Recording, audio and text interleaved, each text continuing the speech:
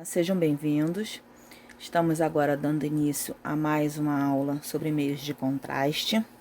Nós temos sempre alguma coisa que se repete, temos alguns termos, algumas bases de explicações que acabam se repetindo, porque a gente vai ter sempre o mesmo tipo de conteúdo. Por exemplo, quando a gente fala na base dos contrastes do raio-x convencional, a gente vai ter alguns termos se repetindo quando a gente for falar em tomografia e quando a gente for falar em mamografia, porque a gente utiliza o raio-x nos dois e a visualização baseada no meio de contraste para tonalizar essas estruturas que a gente quer visualizar vão ter os mesmos princípios. Aí, às vezes, a explicação se repete.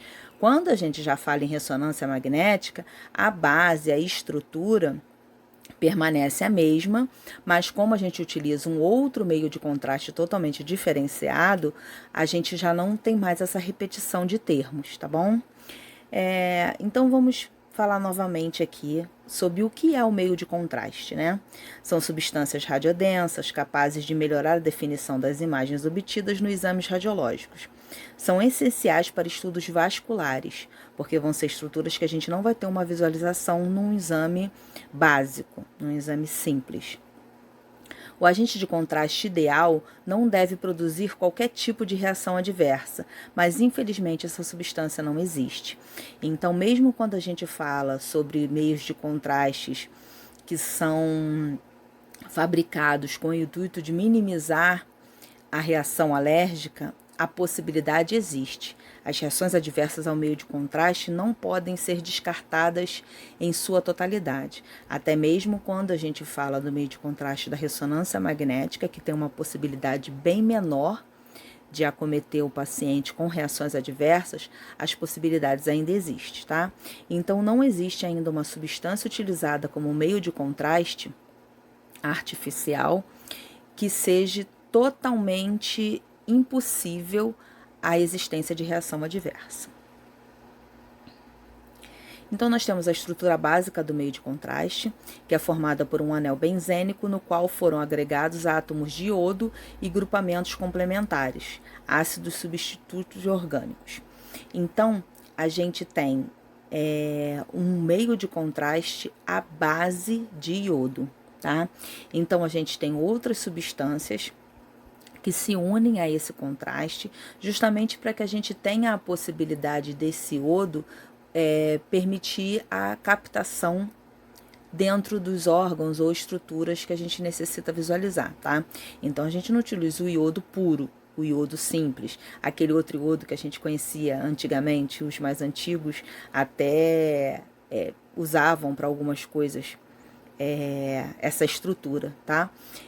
Então, a gente também vê muito aquelas situações de saber se a pessoa é ou não alérgica ao iodo, se ela come frutos do mar.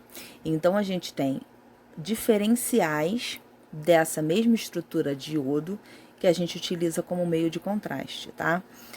Hoje em dia, a gente já chegou à conclusão de que não é tão útil, não é tão válido perguntar ao paciente se ele tem alguma alergia a frutos do mar, porque a quantidade dos componentes de iodo numa alimentação, numa refeição, vamos dizer assim, de frutos do mar, não é uma quantidade semelhante à que a gente utiliza como meio de contraste num exame. A quantidade que a gente utiliza de meio de contraste é maior. Então, às vezes, a pessoa faz consumo de frutos do mar, mas come pouca quantidade, não chega a ter nenhuma reação adversa ou tenha uma reação adversa que passa desapercebida por ele, e quando ele faz a utilização de meio do contraste, ele pode ter uma reação adversa bem maior, bem mais perceptível, porque é uma quantidade maior de iodo que a gente tem no meio de contraste, tá? O contraste é um líquido utilizado para facilitar a identificação de potenciais tecidos doentes, uma vez que a aparência e o comportamento das estruturas geralmente é muito similar aos saudáveis, não chamando atenção nos exames convencionais. Quando usados, por exemplo, em tomografia, o contraste é feito à base de iodo. Para a realização do exame, poderá ser necessária a administração do meio de contraste iodado por via oral ou venosa. Então, sempre que a gente tem a necessidade de diferenciar um tecido do outro, às vezes por eles estarem localizados na mesma região, então terem as mesmas características, a gente utiliza o meio de contraste, tá? Sendo que a gente, por exemplo, um tecido cancerígeno, ele tem um comportamento diferente das células saudáveis, apesar de às vezes no visual terem semelhança de características visuais.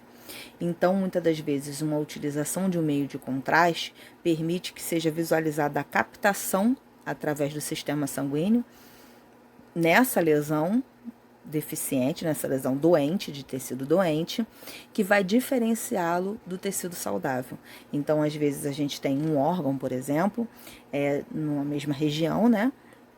Em que o tecido, numa visualização do exame sem o meio de contraste, não é possível perceber as delimitações daquele tecido que não está saudável. E com a administração do meio de contraste é possível diferenciar um tecido do outro. Deixa eu voltar aqui.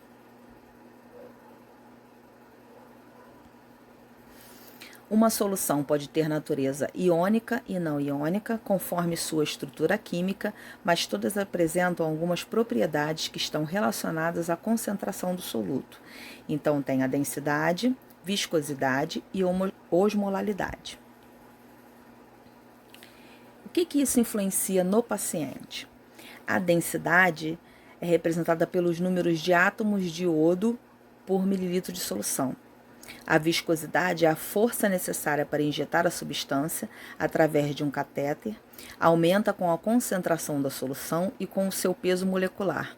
A viscosidade é menor quanto maior a temperatura. Densidade e viscosidade: quanto maior a densidade e a viscosidade, mais dificuldade terá a solução de misturar-se ao plasma e aos fluidos corporais. Osmolalidade representa o poder osmótico que a solução exerce sobre as moléculas de água.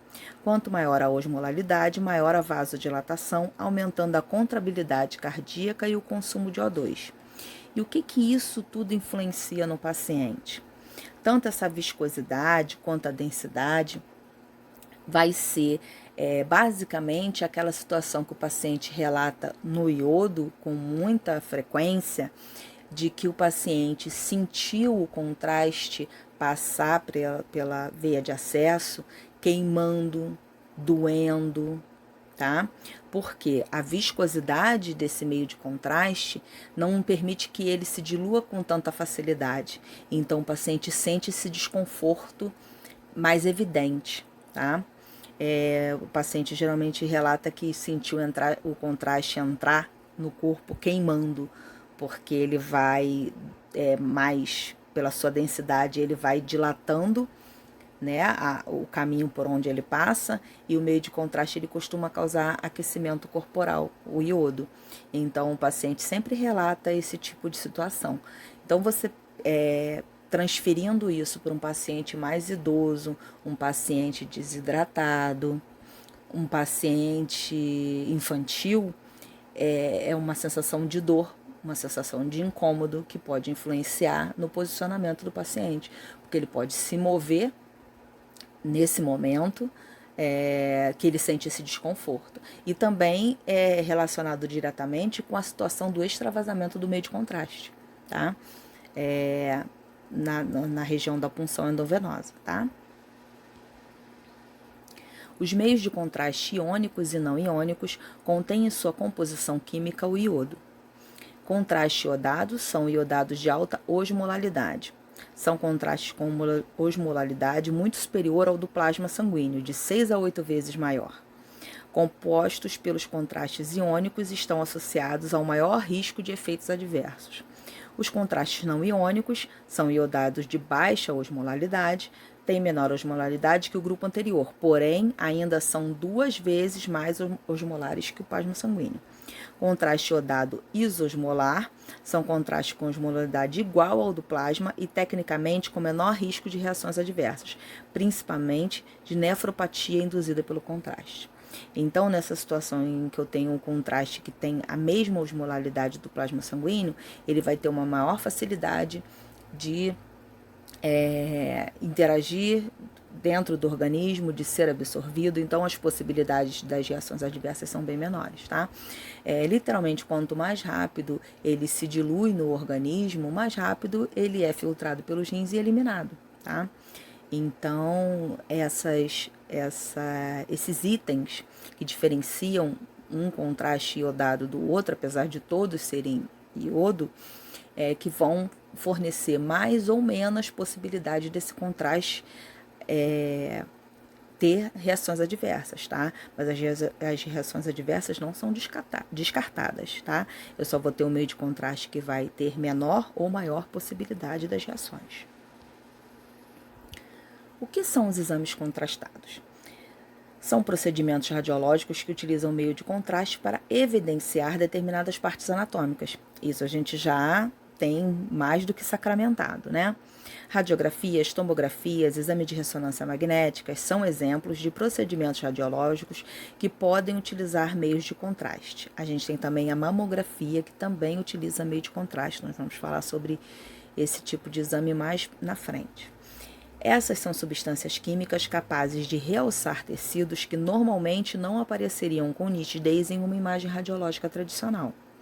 Em geral, o contraste altera a capacidade de absorção da radiação ionizante dos tecidos durante o procedimento radiológico.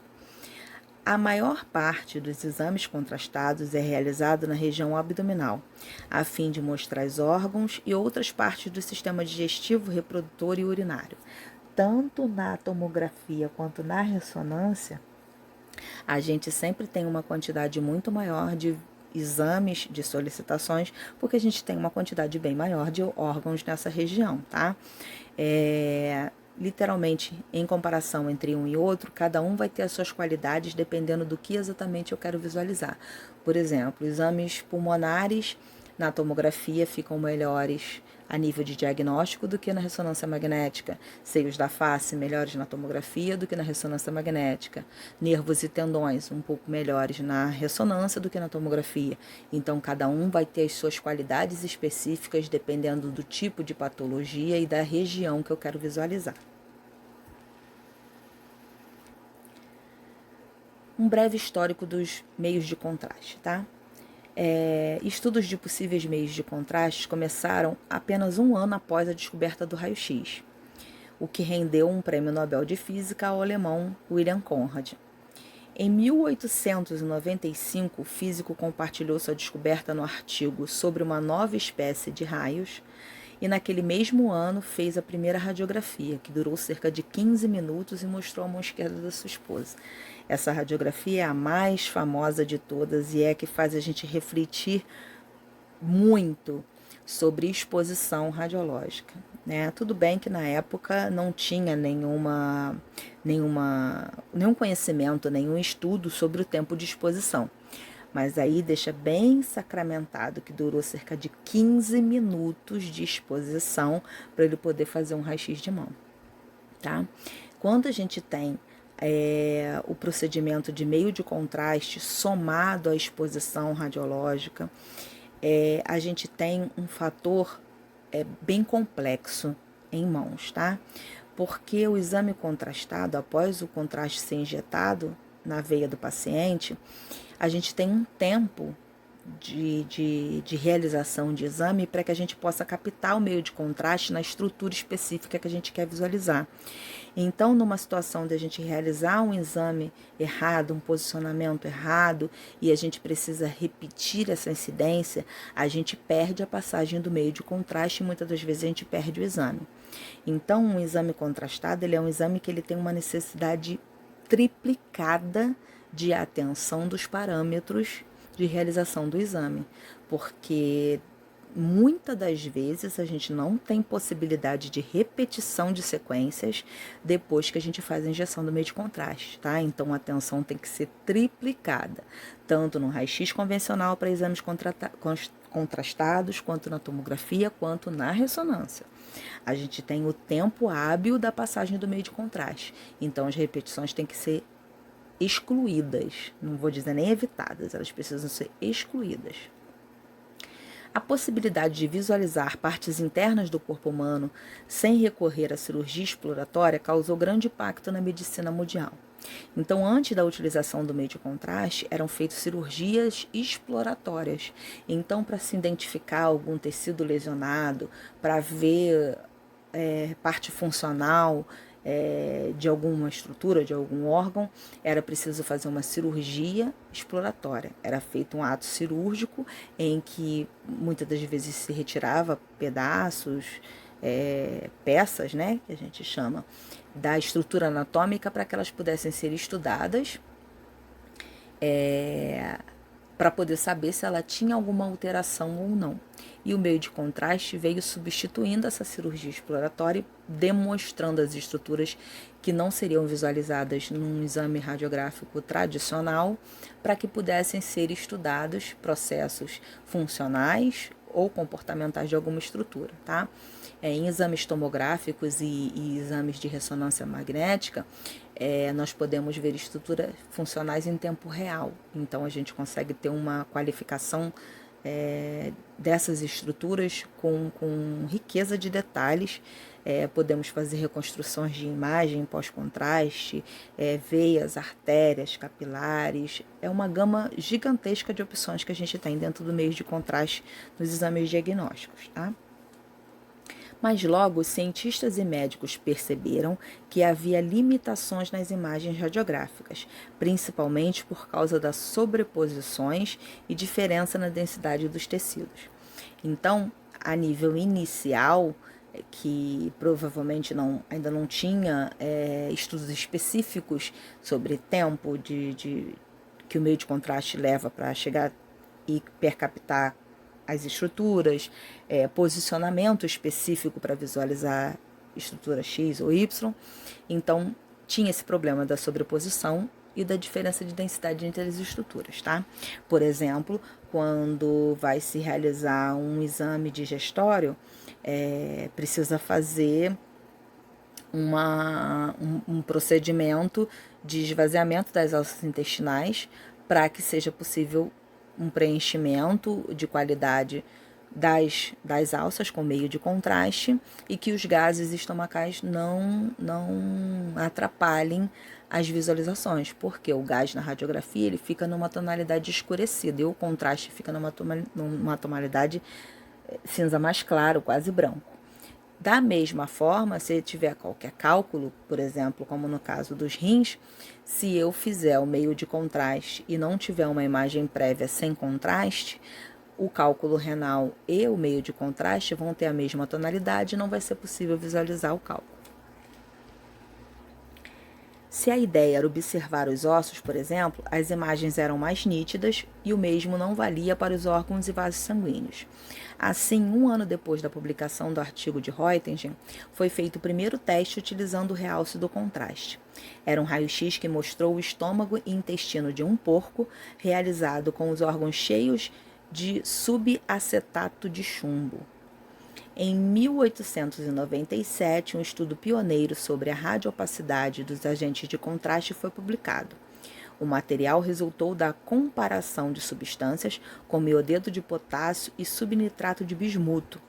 Adicionando o subnitrato de bismuto, foi criado um alimento que permitia a observação do processo digestivo, tanto a fisiologia quanto a atividade dos órgãos envolvidos. Em 1918, o primeiro contraste iodado com o iodeto de sódio foi administrado por via intravenosa. O meio de contraste iodado é geralmente administrado por via endovenosa durante o exame ou de forma oral previamente ao exame. Esta substância consegue dar maior definição às imagens tomográficas, melhorando a qualidade da informação morfológica fornecida. O contraste iodado pode ser classificado quanto à sua capacidade de dissociação em iônico e não iônico, e o contraste iodado iônico é aquele que, quando em solução, dissocia-se em partículas de carga negativa e positiva, enquanto os não iônicos não liberam partículas com carga elétrica. A quantidade de partículas em relação ao volume da solução determina a osmolaridade do contraste. Portanto, o contraste iodado iônico tem maior osmolaridade que o não iônico. Outras propriedades do contraste dizem respeito à sua densidade e viscosidade. Quanto maior a densidade e a viscosidade, maior será a resistência ao fluxo do contraste, o que torna menor a propriedade de vincular-se e a eficácia e segurança dos meios de contraste iodado. Então, isso aqui é só uma fixação do que a gente já falou ali anteriormente. Para que serve o meio de contraste? A importância dos exames contrastados na radiologia. Como citado, as imagens radiográficas têm limitações que impactam no estudo de alguns tecidos. Em partes mais opacas, como ossos, aparecem de forma clara, enquanto rins, estômagos, vasos sanguíneos e outros tecidos são de difícil visualização.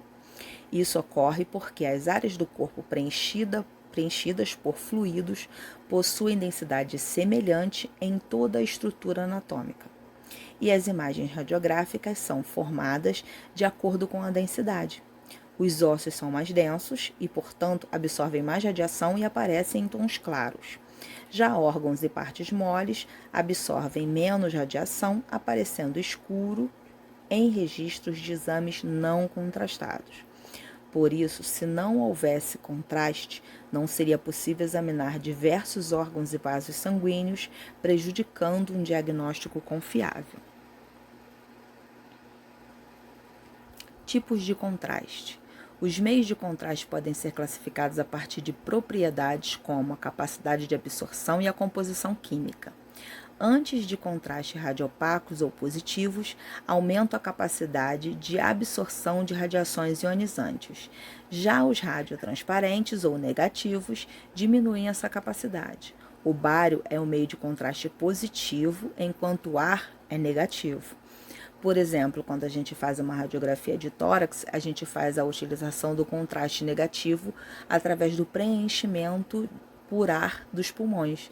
A gente solicita ao paciente para respirar fundo e prender a respiração. Então, ele preenche os pulmões com ar e segura esse ar durante a radiografia. O ar é um contraste negativo. Classificando as substâncias por composição química, existem os contrastes iodados, que contêm iodo em sua composição, e os não iodados. Bário e gadolino são os principais exemplos de meio de contraste não iodados. Contraste iodado, administrado por via oral ou intravenosa, pode ser utilizado para realçar diversos órgãos do aparelho digestivo, urinário, vasos sanguíneos em qualquer parte do corpo e o útero. O contraste iodado se apresenta em compostos iônicos ou não iônicos. Os compostos iônicos têm alta concentração do contraste, podendo levar a reações adversas que será detalhado nos próximos tópicos. Já os compostos não iônicos têm concentração de contraste menor que a do sangue e raramente provocam alguma reação adversa. Sulfato de bário, indicado para estruturas do trato digestivo, não costuma provocar reações adversas. Pode ser administrado via oral ou retal, inclusive junto a outro meio de contraste negativo como o ar, que são os exames de duplo contraste. Gadolínio é a substância utilizada em exames contrastados de ressonância magnética. O elemento não costuma provocar reações, além de ser útil na identificação de males como tumores e infecções. Aqui a gente tem vários meios de contraste, bário, iodo, várias marcas, vários fabricantes, vários laboratórios. Contraste iodado. Hidrofílicos, baixas solubilidade, pouca afinidade de ligação com proteínas e receptores de membrana. Distribuem-se no espaço extracelular sem ação farmacológica significativa. Catéter venoso periférico. Essa é a parte em que a enfermagem vem nos auxiliar no processo da injeção do meio de contraste. A punção venosa e a injeção do meio de contraste é um trabalho em equipe, tá? Tanto no processo da tomografia quanto na da ressonância, a gente tem a possibilidade de ter uma bomba injetora do meio de contraste, que faz a injeção do contraste em tempo real durante a execução do exame, tá? Mas pode ser feito manualmente, só que a gente tem as situações em que a gente vai ter um diferencial de pressão e etc. entre um e outro, nós vamos falar mais na frente. Mas, por exemplo, na tomografia, como a gente tem um volume maior do meio de contraste e é o meio de contraste que tem uma possibilidade maior devido à quantidade injetada do paciente administrar reações adversas, sempre é fundamental que o auxiliar de enfermagem, o técnico de enfermagem ou a enfermeira, quem da equipe de enfermagem estiver trabalhando com a gente, que ele acompanhe a injeção do meio de contraste.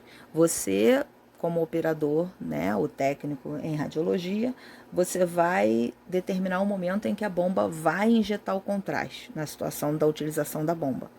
Mas é sempre bom que a pessoa da enfermagem esteja próxima ao paciente e à bomba, para que possa perceber qualquer situação em que ele precisa intervir, tá? Vão ter situações em que é preferível que seja feito pela bomba injetora, porque a gente tem exames dinâmicos em que a pressão da mão humana não é a mesma velocidade e pressão de injeção de contraste que uma bomba injetora consegue realizar, tá? Então, esse trabalho do exame contrastado dentro dos diagnósticos, a enfermagem está sempre ali junto com a gente e é um trabalho de equipe, tá? Injeção de contraste manual versus a bomba injetora. A injeção manual é descontínua, a velocidade oscila, a velocidade máxima chega a 2 ml por segundo, velocidade comprometida da injeção, controle visual dos tempos de atraso da injeção, você não tem, por exemplo, o marcador de tempo que você tem na bomba injetora, maior probabilidade de perda da punção devido a todos esses fatores anteriores, pressão extrema de injeção, tá? Pode alcançar a pressão máxima com mais facilidade. A bomba trava quando ela alcança a pressão máxima, que é uma situação em que pode ter extravasamento do meio de contraste. Já a mão humana, ela pode forçar um pouco mais e acabar extravasando quando chega nesse momento de uma pressão elevada, tá? Utilizar quando não for possível o uso da bomba injetora e injetar em bolos com a maior velocidade possível, tá? Aí aqui a gente tem a visualização de algumas funções e eu botei essa maquininha aqui na parte de baixo no meio, que é uma máquina muito legal que está surgindo aí agora, que permite a visualização das veias para funcionamento. Muito legal. E coloquei aqui no cantinho essa punção no dedo aqui, que o pessoal brinca que é a punção nível hard.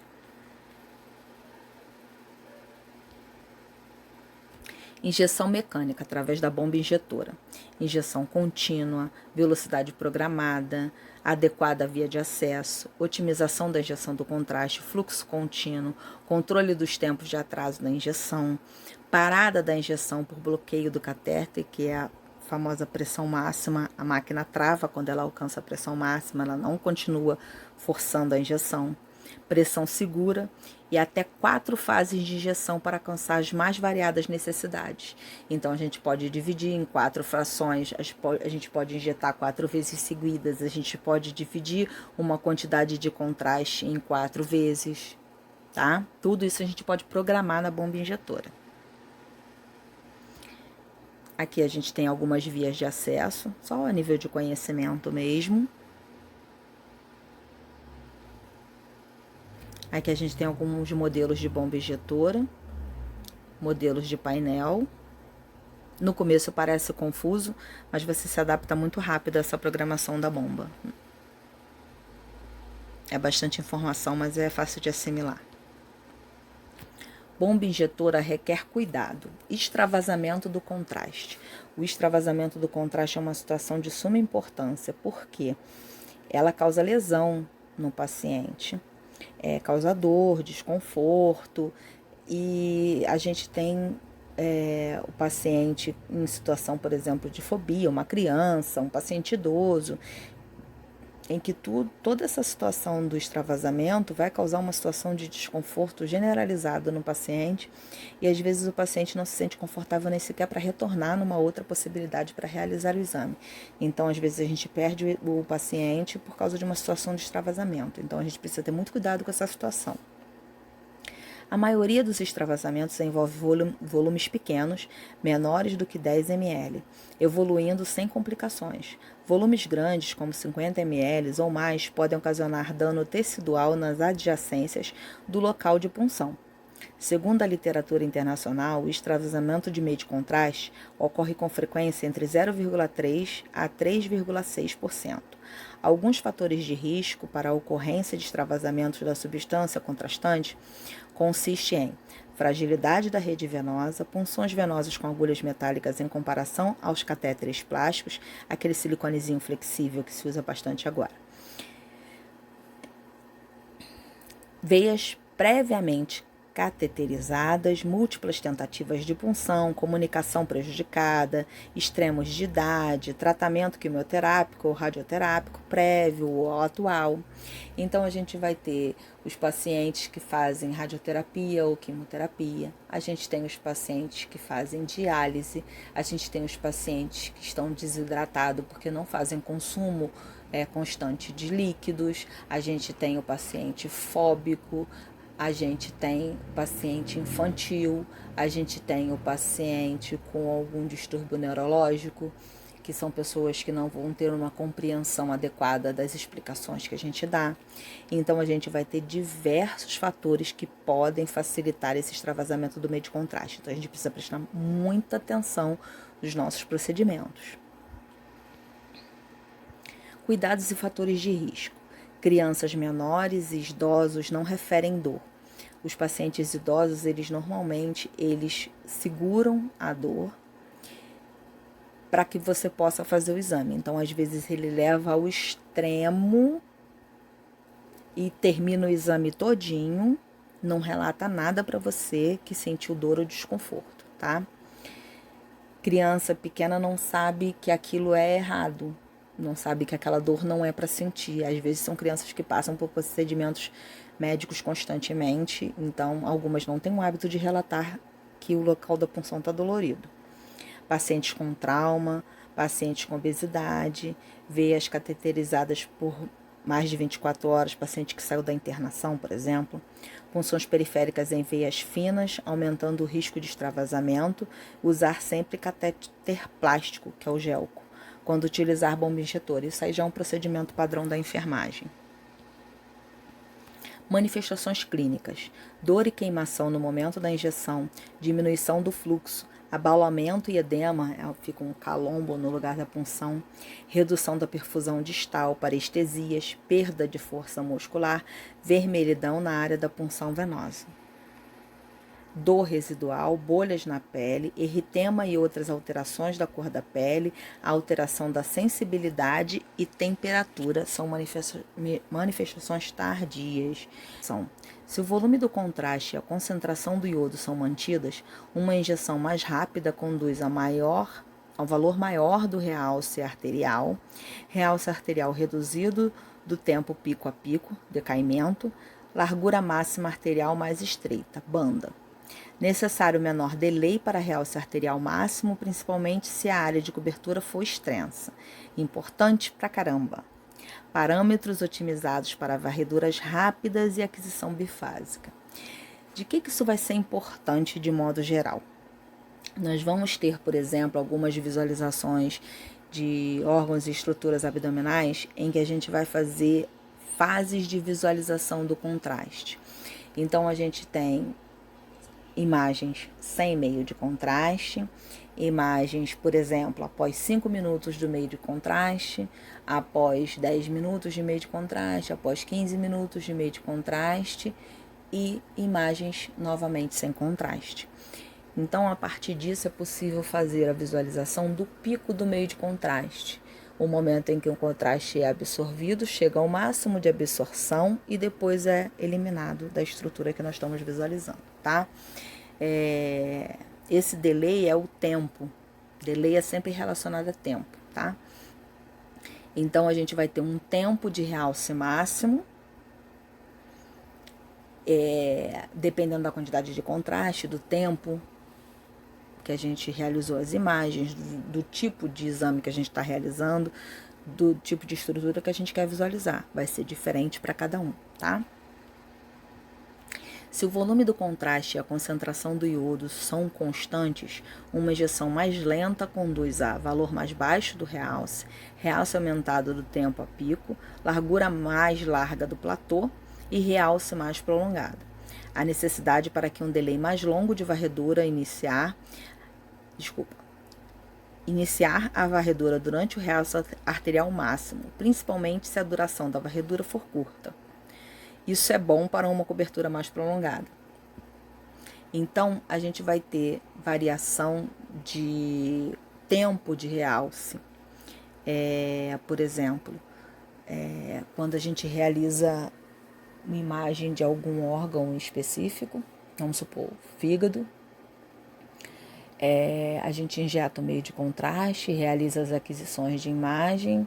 Muitas das vezes as lesões permanecem contrastadas por mais tempo do que o restante das estruturas ao redor. E elas têm uma captação maior de contraste. Elas pegam mais contraste para ela, porque elas são mais irrigadas, do que as estruturas ao redor. Então, elas vão ter um tempo maior de delay do que as outras estruturas, tá? Isso vai variar muito dependendo do que a gente quer ver especificamente, tá? Mas, basicamente, a gente vai ter essa diferenciação a partir do comportamento da estrutura que a gente está visualizando, um tempo maior ou menor de captação. Então, a velocidade em que o contraste é injetado, dependendo do exame que a gente realiza, é diferenciada, a quantidade, a pressão, vai tudo variar de acordo com o que eu quero visualizar em específico, tá? Bolus tracking é o monitoramento da coluna de contraste que passa em determinado vaso com uma determinada atenuação do feixe de raio-x. A monitoração do bolus está integrada ao procedimento do exame. Deve ser planejada antes do início da injeção. O cuidado e a atenção ao planejamento dessa etapa garante o sucesso do exame. O técnico deve fazer a opção de velocidade de fluxo, número de fases e pressão da injeção, de acordo com o catéter utilizado, em função das fases necessárias do exame. Por exemplo, na ressonância magnética, quando vai fazer um exame de próstata, precisa, como a gente brinca com a enfermagem, de uma punção boa, porque a gente injeta o contraste com uma pressão grande num tempo curto. Então, se o paciente não tiver uma veia boa puncionada, pode extravasar, tá? No contraste, a gente sempre tem uma pressão grande de contraste, então se não for uma veia boa puncionada, pode extravasar e a gente acaba perdendo o exame. O agente de contraste ideal deveria melhorar a qualidade das imagens sem produzir qualquer tipo de reação adversa, que podem ocorrer após única ou múltiplas administrações. É bastante usual classificá-las quanto ao seu mecanismo etiológico, grau de severidade e tempo decorrido após a administração do contraste. Existem pacientes que já realizaram 3, 4 vezes exames contrastados e na quinta vez administra reação alérgica, tá? Reação adversa. Antes da injeção do meio de contraste, qual é o passo a passo que eu preciso seguir? O que eu não posso deixar de verificar antes de fazer a injeção de meio de contraste? É necessário avaliar a história e condição clínica do paciente ante a utilização do meio de contraste e considerar também outras alternativas diagnósticas. Realizar uma anamnese bem detalhada a fim de obter informações sobre eventuais reações alérgicas prévias em relação a substâncias que contenham iodo. Checar medicações em uso, agentes nefrotóxicos, anti-hiperglicêmicos orais e etc. Esclarecer para o paciente os procedimentos e possíveis reações adversas, evitando assim o medo e a ansiedade do paciente. Eu preciso orientar o paciente sobre todo o procedimento que vai ser realizado, sobre as possíveis sensações que ele pode vir a ter. Depois de um tempo a gente consegue saber um pouquinho mais quais são as situações que ele está apresentando que são direcionadas devido ao medo que ele está sentindo de todo o procedimento e quais são as situações que realmente o paciente está tendo reação alérgica. Por exemplo, erupções cutâneas. Às vezes, devido à posição que o paciente fica deitado durante a realização do exame, alguma parte do equipamento da mesa de exames pode pressionar o tecido durante o posicionamento. Então, às vezes, o paciente se levanta da máquina apresentando vermelhidão nessas regiões. E não é uma reação alérgica, é só a pressão causada pelo posicionamento, a pressão na região. Às vezes é a costura da almofada, é uma dobra de tecido. Então, a gente tem que prestar atenção.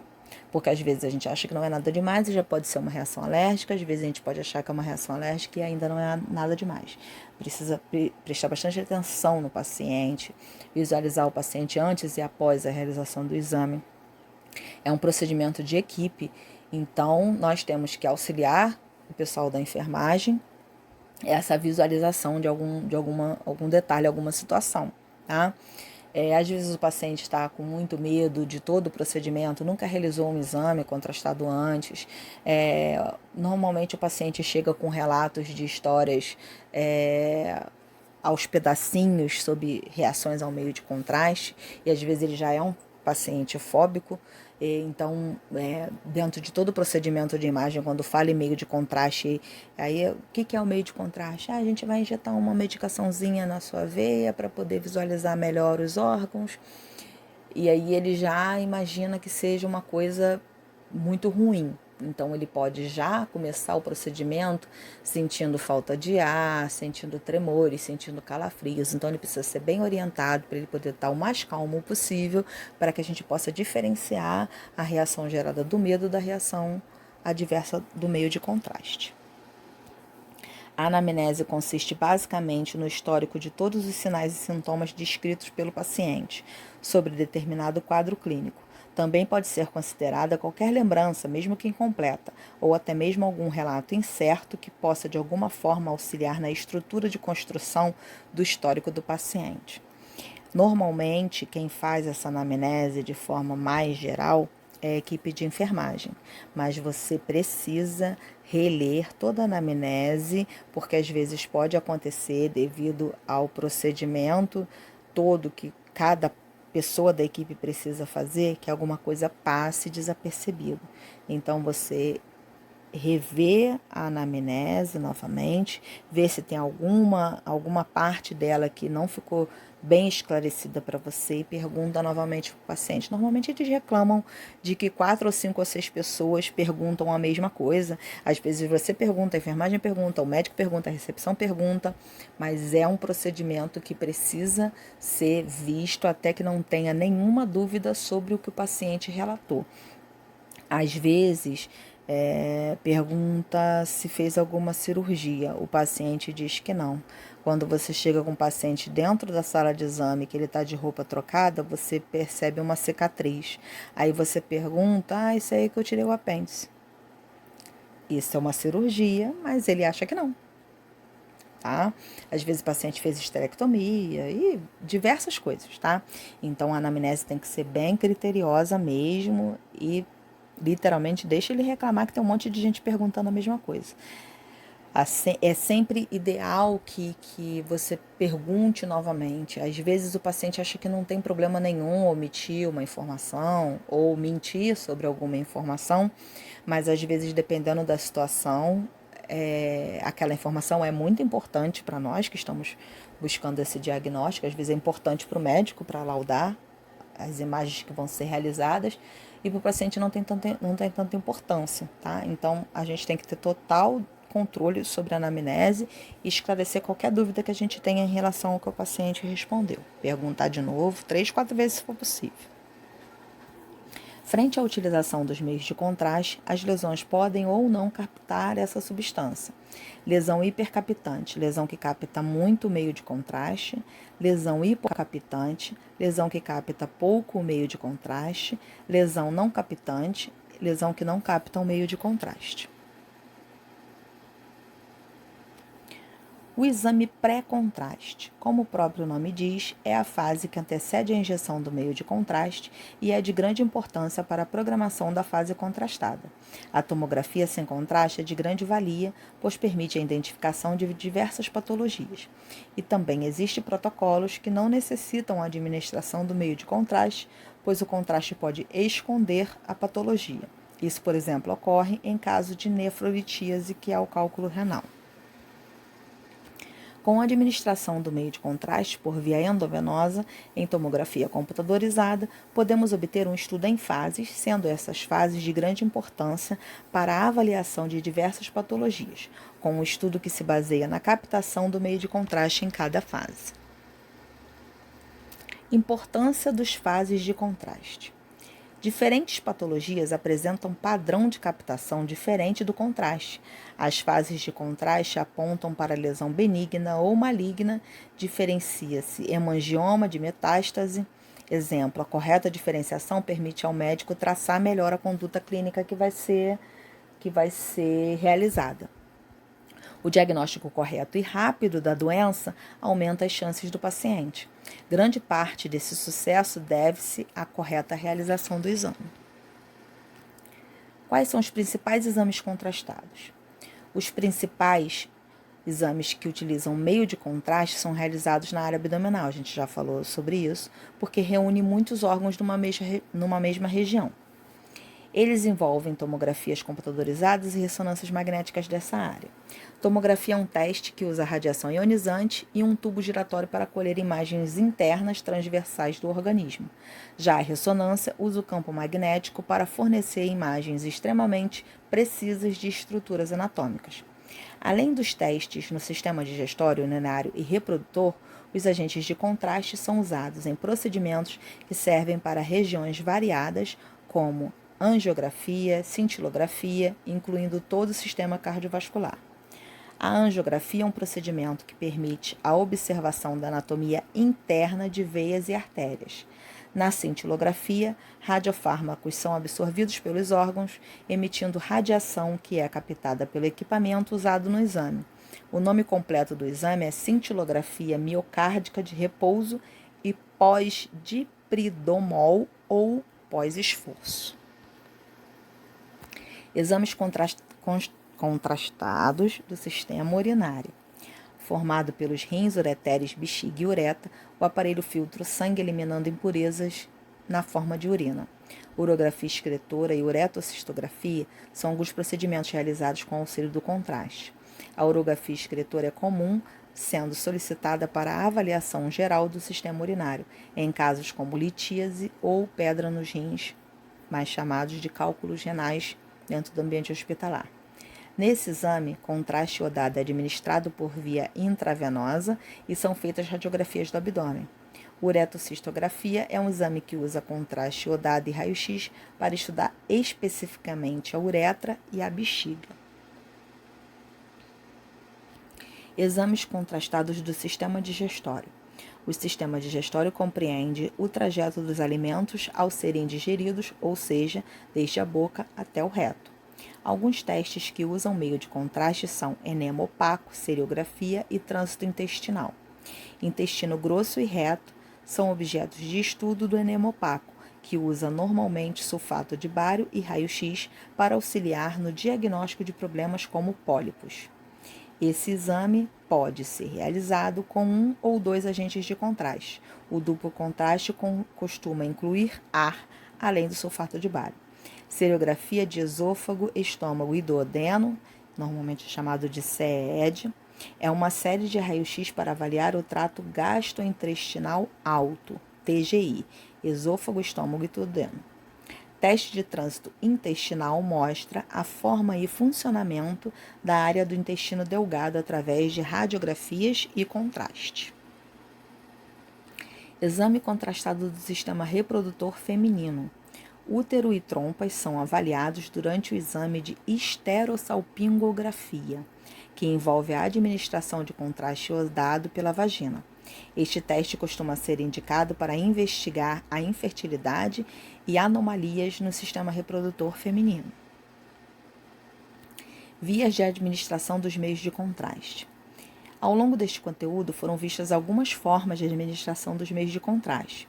Elas dependem do tipo de contraste utilizado e da recomendação médica. A seguir, conheça as vias para a administração de contraste. Por via oral, se refere à ingestão da substância pelo paciente, que pode ocorrer antes ou em determinados momentos do exame. Parental, também chamada de intravenosa, ocorre quando o contraste é injetado nos vasos sanguíneos. Endocavitária, quando o agente é administrado por orifícios naturais, como o reto ou vagina. Intracavitária, o contraste é inserido através da parede da cavidade que será examinada. Contraindicações para exames contrastados. Dependendo do tipo de contraste que será usado, existem algumas contraindicações, especialmente para o contraste iodado. Uma das principais neste caso é para diabéticos que usam medicamentos como cloridato de metformina. Associada ao iodo, essa substância pode levar ao desenvolvimento de insuficiência renal aguda. Algumas pessoas têm alergia ao iodo, o que pode ocasionar outros riscos. Pacientes com hipertiroidismo manifesto e insuficiência renal não devem ingerir compostos iodados. Outra contraindicação vale para procedimentos com sulfato de bário, pois a substância é insolúvel, ou seja, não se dissolve nem é absorvida pelo corpo. Portanto, está contraindicado quando há suspeita de perfuração das vísceras para que o composto não escape para fora do aparelho digestório. Se o paciente estiver desidratado em fase pré-operatória ou sofrer obstrução nos órgãos, o uso do contraste pode piorar seu quadro. Principais riscos dos exames. Os riscos também dependem do tipo de contraste utilizado. No caso do sulfato de bário, reações alérgicas são muito raras. O principal perigo ocorre quando o composto escapa por uma perfuração durante o exame, podendo provocar males como a peritonite aguda. É uma inflamação da membrana que reveste as paredes do abdômen, peritônio. Meios de contraste iodados em solução hipertônica, tipo iônico, são reconhecidos por reações adversas, que podem ser leves, moderadas ou graves. Enquanto essa substância é administrada por via intravenosa, o paciente pode sentir calor, gosto metálico e náuseas, que devem terminar assim que acaba a infusão.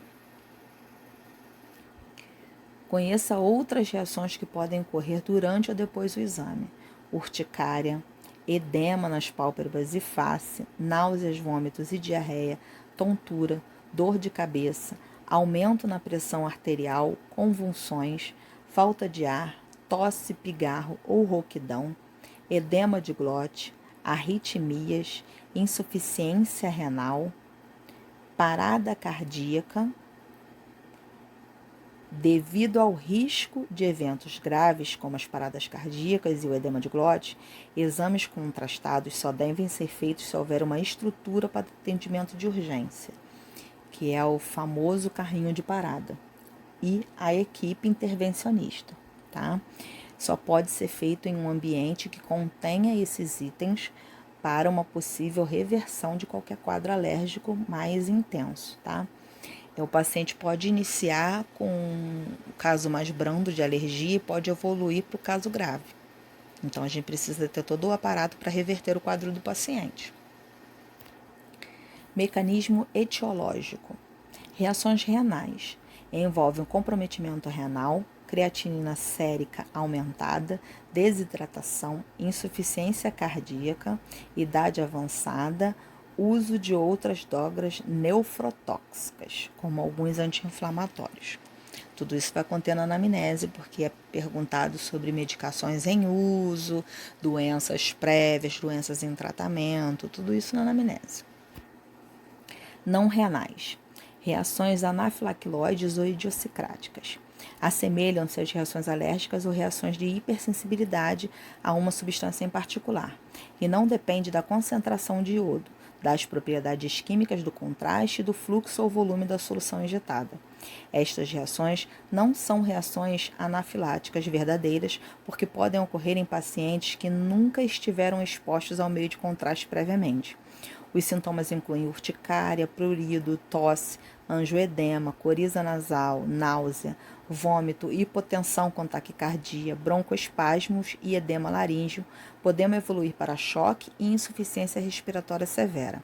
Um estudo americano mostrou que 92% das reações adversas ocorridas enquadram-se como reações anafilactóides. Reações não idiosincráticas, também chamadas de reações quimiotóxicas, uma vez que resultam das propriedades do contraste, como hipermosmolaridade, quimiotoxicidade e carga elétrica, sendo possível estabelecer associações com a dose administrada, a concentração de iodo presente na solução e a velocidade de inoculação da substância. Entre as manifestações clínicas evidenciam-se sudorese, palidez cutânea, náuseas, vômitos e hipotensão com braquicardia, tontura, convulsão, reações cardiovasculares com arritmias e depressões miocárdicas, hipervolemia, insuficiência renal, dor e desconforto no lugar da injeção, que pode evoluir para febrite e ainda extravasamento do contraste. Administração inadvertida de droga vesicante no tecido circundante ao invés da via vascular pretendida. Drogas vesicantes são aquelas capazes de dano tecidual quando injetado nas estruturas adjacentes ao vaso sanguíneo, por exemplo, agentes quimioterápicos, solução de cálcio ou potássio, vasopressores e meios de contrastes. Então, o que vai ser o extravasamento? Vai ser quando, por algum momento, por exemplo, a veia puncionada se rompe, devido à pressão do meio de contraste, e esse meio de contraste extravasa, ou seja, se espalha pelo tecido ao redor da veia que rompeu, tá? Fica embaixo da pele do paciente e causa todos esses problemas, dor, sensibilidade, mudança da tonalidade do tecido ao redor. Reações combinadas, ou seja, complexas relacionadas aos efeitos quimiotóxicos do meio de contraste, concomitantes à reação anafilactoide, também podem ocorrer. Além disso, alguns sintomas como eritema, pápulas, prurido, náuseas e vômitos, citados como reações idiosincráticas, também podem ser provocados pelos efeitos quimiotóxicos do meio de contraste, o que torna difícil determinar a etiologia desses sintomas. Por isso que a gente precisa prestar muita atenção às alterações do paciente. Aqui a gente tem o quadro, tá? Reações imediatas e tardias, manifestações e o tratamento direcionado, tá? As reações. Aqui a gente tem uma visualização de um contraste iodado, no meio um baritado e no cantinho um paramagnético, tá? Iodo bário na tomografia e o gadolínio na ressonância magnética. Qualquer dúvida, estaremos aqui para esclarecer e até um próximo encontro.